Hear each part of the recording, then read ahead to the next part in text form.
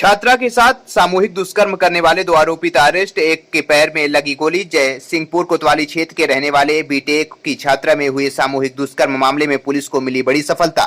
मामले में शामिल दोनों अभियुक्त गिरफ्तार के एक के पैर में भागते वक्त लगी गोली। सूरज पांडे और रंजीत उपाध्याय के रूप में हुई पहचान। भागने की कोशिश में रंजीत को लगी गोली। डॉक्टर श्यामराज मिश्र, विशेष संवाददाता, चाणक्य की आवाज। बने रहें चाणक्य की आवाज पर अगली खबर के लिए।